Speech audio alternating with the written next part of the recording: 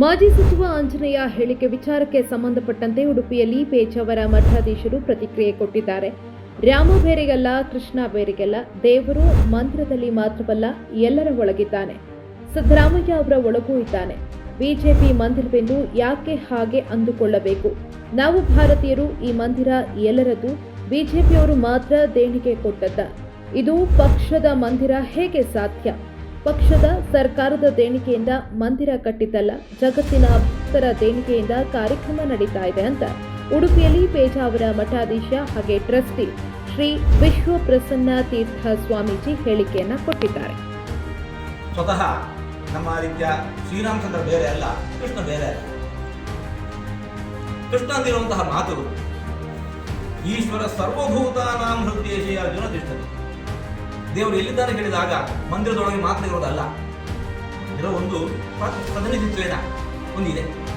ಅಲ್ಲಿ ಮಾತ್ರ ಇರೋದಲ್ಲ, ಎಲ್ಲರ ಹೃದಯದಲ್ಲೂ ಕೂಡ ಭಗವಂತ ನೆಲೆಸಿದ್ದಾನೆ. ಹಾಗಾಗಿ ನನ್ನೊಳಗೂ ಇದ್ದಾನೆ, ನಿಮ್ಮೊಳಗೂ ಇದ್ದಾನೆ. ಹಾಗಿರುವಾಗ ಸಿದ್ದರಾಮಯ್ಯನೊಳಗೆ ಯಾಕಿಲ್ಲ, ಆಂಜನೇಯನೊಳಗೆ ಯಾಕಿಲ್ಲ? ಎಲ್ಲರೊಳಗೂ ದೇವರಿಲ್ಲ. ಅಲ್ಲಿಯೂ ಕೂಡ ಭಗವಂತನ ಕಂಡು ಅವರಿಗೆ ಭಗವಂತನಿಗೆ ತಮ್ಮ ಆ ಭಕ್ತಿಯನ್ನು ಇದನ್ನು ನಿವೇದಿಸಲು ಸಾಧ್ಯ ಆಗುತ್ತೆ ಅಂತ ಹೇಳಿದ್ರೆ ಅದಕ್ಕಿಂತ ಉತ್ತಮವಾದ ದಾರಿ ಬೇರೆ ಇಲ್ಲ. ಅವಶ್ಯವಾಗಿ ಅವರಲ್ಲಿ ಮೊನ್ನೆ ಹೇಳಿಕೆಯನ್ನು ನಾವು ಗಮನಿಸಿದ್ದು ಸೋದರರು ಗೊತ್ತಿಲ್ಲ. ಸ್ವತಃ ಸಿದ್ದರಾಮಯ್ಯನವರು ಕೂಡ ನಾವು ರಾಮ ಮಂದಿರದ ಪರ ಇದ್ದೇವೆ ಅಂತ ಹೇಳಿದ್ರು. ಇಲ್ಲ, ಕಾಂಗ್ರೆಸ್ ಪಕ್ಷ ಇರಬಹುದು, ಇದರ ಅನೇಕ ಪಕ್ಷಗಳವರು ನಮಗೆ ಆಹ್ವಾನ ಬಂದಿಲ್ಲ ಅರ್ಥ ಏನು? ಆಹ್ವಾನ ಬಂದರೆ ನಾವು ಬರ್ತೇವೆ. ಹಾಗಾದರೆ ಪ್ರಾಯಶಃ ಕಾಂಗ್ರೆಸ್ಸಿಗರು ಕೂಡ ಪ್ರಾಯಶಃ ಎಲ್ಲ ಬಿಜೆಪಿ ಆಗಿರ್ಬೋದು ಅಂತ ಅವಕಾಶ ಇಂಥ ಮಾತುಗಳನ್ನು ಕೇಳಿದ್ರು. ಯಾಕೆ ಹಾಗೆ ಅನ್ಕೋಬೇಕು?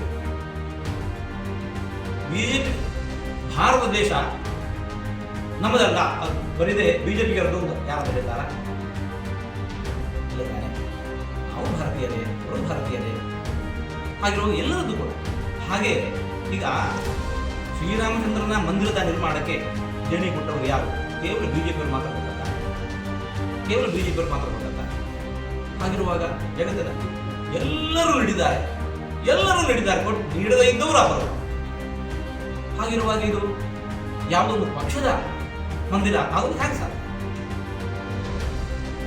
ಪಕ್ಷ ದೇಣಿಗೆ ಪಕ್ಷ ನೀಡಿದ ದೇಣಿಗೆ ಮೇಲೆ ಮಂದಿರ ಆದದ್ದಲ್ಲ. ಸರ್ಕಾರ ದೇಣಿಗೆ ನೀಡಿದ್ದು, ಆ ಸರ್ಕಾರ ಕೊಟ್ಟಿರುವಂತಹ ಆ ದೇಣಿಗೆ ಮೇಲೆ ಈ ಮಂದಿರ ನಿರ್ಮಾಣ ಆಗಿದೆ ಅಲ್ಲ. ಜಗತ್ತಿನಾದ್ಯಂತ ಇರತಕ್ಕಂಥ ಎಲ್ಲ ಭಕ್ತರು ನೀಡಿರತಕ್ಕಂತಹ ದೇಣಿಗೆ ಮೂಲಕ ನಡೀತಾ ಇದೆ. ಹಾಗಿರುವಾಗ ಇಂತಹ ಆರೋಪಗಳಿಗೆ ಯಾಕಿಂತಹ ಆರೋಪಗಳು ಬರ್ತಾ ಇದ್ದಾರೆ?